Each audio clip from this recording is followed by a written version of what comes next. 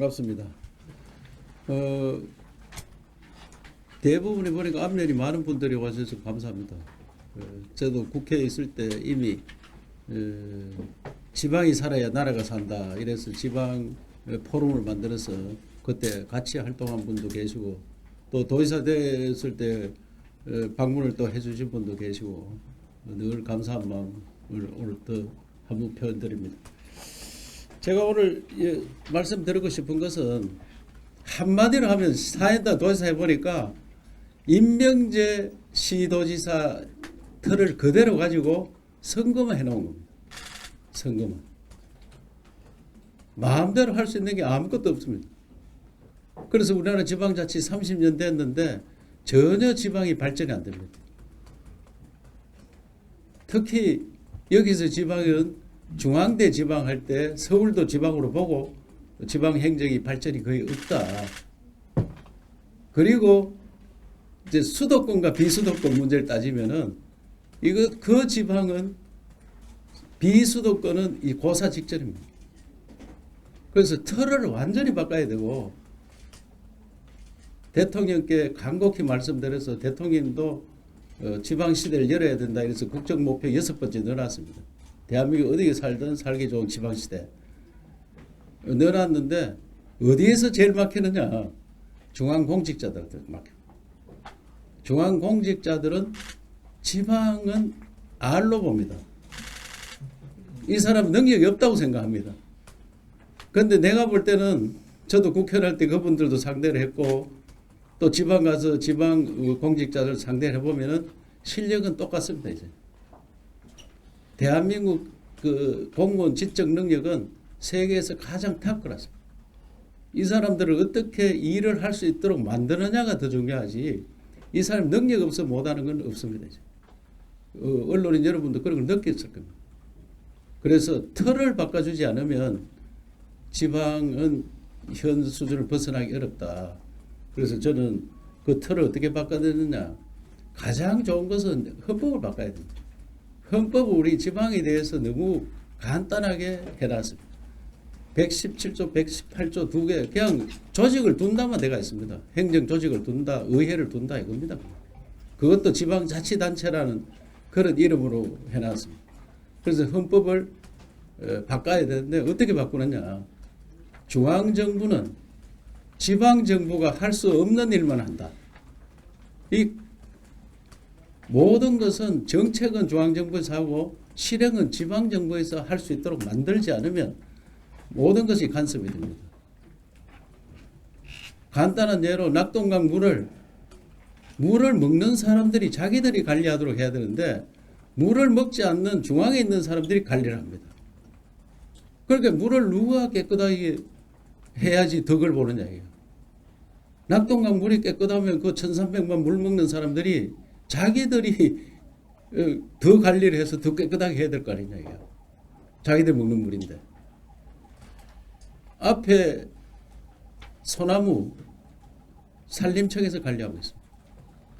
소나무는 그 지역에 사는 사람들은 직접적인 영향이 있는 겁니다. 왜 그 사람들이 관리하나 이게. 그래서 이러한 문제 하나하나를 다 바꾸지 않으면 대한민국 지방은 발전하기 굉장히 어렵고 지방 정부가 서로 경쟁해서 정말 세계적인 경쟁 도시가 되도록 해야 됩니다. 그렇게 하기 위해서는 제가 4대 핵심 과제, 5대 실천 과정에 대해서 말씀을 드리겠습니다. 지방시를 얘가 중앙지방협력회의를 만들었는데 지난번에 대통령 모시고 회의를 하다 보니까 행안부에서 모든 안건을 다 만들어 봅니다. 행안부에서. 그래서 내가 이런 회의를 왜 하느냐. 국무회의하고 말지 여기서 왜 이런 회의를 하느냐. 그래서 지방에서 필요한 이야기를 하려고 중앙지방회의를 하는 건데 이거를 지방 이야기를 안 듣고 중앙 이야기면 전대를 들을 것도 왜 하느냐 이거를. 그래서 강력히 요청해서 지방에서 만들도록 협의회 지방 지원단을 설치해 가지고 거기에서 안건을 만들어 달라 이렇게 이거는 바뀌었습니다. 중앙지방 협력회의를 분기변 한 번씩 하게 되어 있는데 이걸 아주 실효적으로 운영하도록 하겠습니다. 지방정부 5대 실천 과제는 제가 좀 이따 설명을 다시 드리고요. 그 다음에 지방의 애교를 강화하는 법을 만들어요. 지방 애교법, 애교 강화하는. 시가 미국도 이런 지방 애교법이 다 있습니다. 그렇기 때문에 우리도 이런 걸 해서 제가 이번에 이런 걸 요청해 놨습니다. 지금 지방대학에 학생들이 없습니다. 그래서 외국인 학생들을 많이 받아야 됩니다. 그 외국인 학생 받으면은 외국인 부모까지 같이 초대하는 광역 비자, 시도지사한테 비자 권한을 달라. 이 법안을 지금 이미자 국회의원을 통해서 발의가 되어 있습니다. 그래서 이런 법이 통과되면은 학교도 살리고 그 다음에 노동력이 택없이 부족한데 노동력도 확보할 수 있는 이런 것들을 추진을 해야 됩니다. 그리고 대통령께서 하는 개혁, 교육개혁, 노동개혁, 복지개혁 이런 개혁들을 지방정부와 같이 해야 됩니다. 그래서 국가 대개혁하는데 지방정부와 함께 하자. 그래서 중앙정부와 지방정부와 혁신 관련해 경쟁을 할 수 있도록 만들어야 됩니다. 경쟁을 할 수 있도록. 연금개혁은 중앙정부에서 하더라도 다른 개혁은 지방정부와 같이 해야 됩니다. 지속 가능한 5대 실천 과제 좀 말씀드리겠습니다. 우선 아까 말씀드린 지방분권 개헌, 지방정부 관련 법제화를 해달라. 지방분권 국가를 천명해달라. 준연방제 수준으로 운영할 수 있도록 해달라. 그래서 국가의 역할은 최소화하고 중앙정부는 지방정부 할 수 없는 일만 한다. 여기에 모든 게 다 들어있습니다. 그 다음 대통령께서는 이런 말씀을 드리니까 사법권까지 줘야 되는 거 아니냐. 그래야지 지방 이 정부가 제대로 역할을 할 수 있다. 이렇게까지 말씀하셨는데 사법권은 뭐 그 나중에 검토하더라도 우선 지방자치를 경찰을 한다 놓고 지방자치 경찰이 거의 무의미합니다. 이름만 지방자치 경찰이지. 그래서 그걸 현실화시켜야 됩니다. 그 이태원 사고 같은 거는 사실은 서울시 문제입니다. 더 작게 하면 용산구청 문제고. 그 경찰을 자치 경찰을 줬으면은 경찰하고 소방하고 구청이 책임져야 됩니다. 그것을 왜 행안부 장관이 책임지고 대통령이 책임지느냐. 만약에 경상북도 산불이 나가 사람이 많이 돌아가셨다. 그거 누가 책임집니까? 우리 담당 군수하고 저하고 가서 책임을 져야 될 거 아닙니까? 그런데 지금은 현행 법이 모두가 자치한다고 해놓고 심지어 소방공무원도 국가직으로 만들었습니다. 우리가 관리하는데. 완전 역행하고 있습니다. 그래서 경찰, 지방자치경찰 빨리 법을 새로 만들어서 개정해서 이관해 줘야 됩니다. 뭐 재정분권 이런 거는 뭐 말할 것 없이 재정분권을 새로 중앙대 지방 국세 기준, 지방세 기준을 바꿔서 재정분권을 해달라 이런 말을 드리고 현재 있는 상태에서도 교육 재정은 지금 넘쳐납니다. 사실 같이 있어 보면은 우리 도에서 지금 한 몇천억 줘야 되는데 안 받아갑니다. 그래서 몇천억 우리 지방세를 받으면은 교육세가 붙어 오잖아요. 그것을 넘겨줘야 되는데 받아가면 쓸데가 없으니까 안 받아가는 거예요. 그래서 그 재정은 차라리 우리가 교육에 쓸 수 있도록 만들어 달라. 교육에. 우리가 영유아 교육이라든지 평생교육 이런 데 쓸 수 있도록 그걸 만들어 달라. 이런 법을 개정해 달라 이런 요구입니다. 그래서 넷째는 이제 지방정부와 중앙정부의 이제 기능 재조정, 아까의 특별행정기관 이관해 달라 하는 그 이야기입니다. 다섯째는 우리가 지금 공공기관 이전을 하는데 여론조사하는 게 굉장히 중요합니다. 여론조사. 그래서 국가 기관 중에 언론기관은 KBS, MBC 사례를 들면은 그 지방으로 이전해야 되는 거 아니냐. 그래서 여론조성, 그리고 방송은 앞으로 4차 산업혁명 시대의 문화산업이 굉장히 큽니다. 방송에서 할 게. 그래서 문화산업 이런 것들을 넘기기 위해서는 지방을 가야 된다. 이렇게 생각합니다. 그래서 제가 KBS, MBC 본사 지방으로 이전하는 걸 여러 차례 이야기하고 신문에 보도도 됐고 했는데 꼭 우리 지방 언론들은 이 여론 형성이 굉장히 중요해요. 지방에 아무리 이야기해도 내려오질 않습니다. 오늘도 삼성전자 고위직 임원을 만났는데 평택 이남은 생각을 못하겠다 이게. 자기들 분위기가 직원들한테 그거 하면 사표 낸다 하는 이야기가 막 수두룩하대요. 그리고 구미 있다 갔는데 왜 그걸 하느냐.